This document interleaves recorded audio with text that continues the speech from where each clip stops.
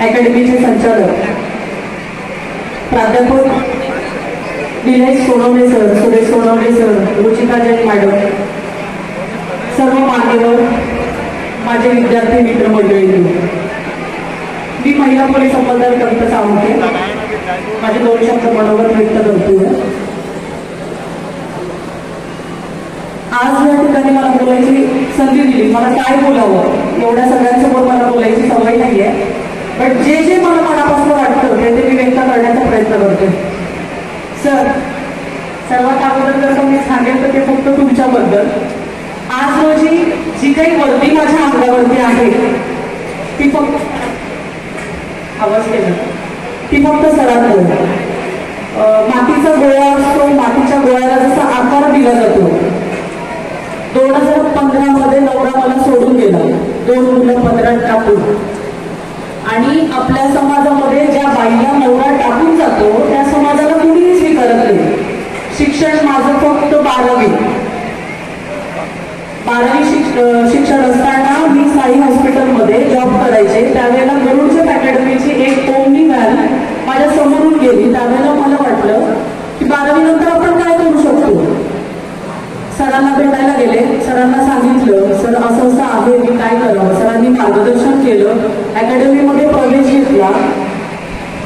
प्रवेश घेतल्यानंतर खूप त्रासदायक हा माझा प्रवास होता. फिजिकल होत नव्हतं.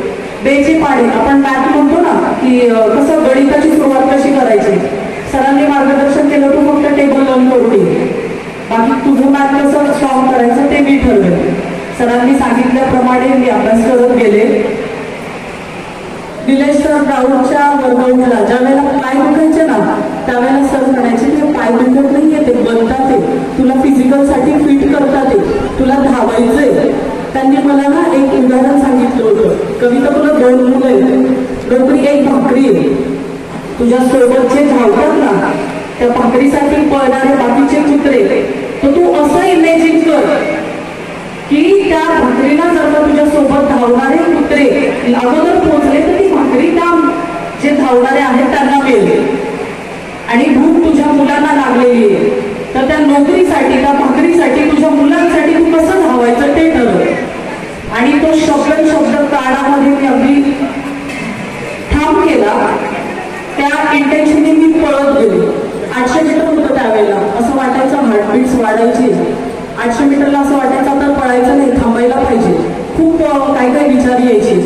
पण त्या विचार येत असताना आठवायचं की कविता 12वी पास आहे, जर का तू आज भरती नाही झाली तर तुला डब्बा घेऊन 10 जोडपायांनी 8 ते 10 तास कंपनीमध्ये काम करावं लागेल आणि 10x10च्या रूममध्ये तुझं आयुष्य काढावं लागेल.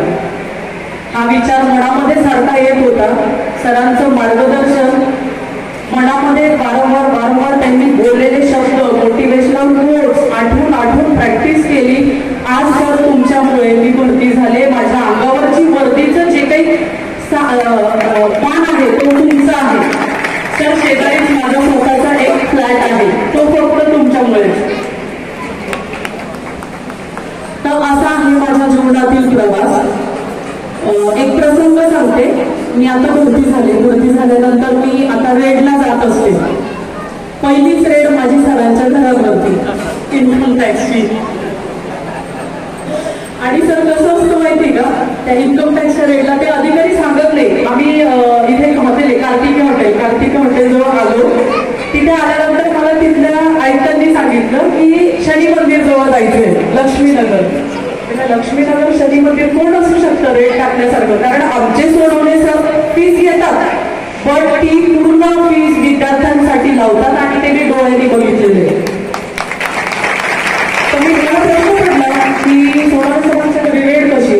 आणि मी सर खरंच मी त्या आयुक्तांना बोलले, जे कोणी होते ना इन्कम टॅक्स ऑफिसर, त्यांना मी बोलले की सर म्हणलं त्यांच्याकडे असं काही नाहीये की तुम्ही कसे काय रेडला जातात. बोले मॅडम शूट बैठो हमें सब पता है. म्हणजे ठीक आहे सर.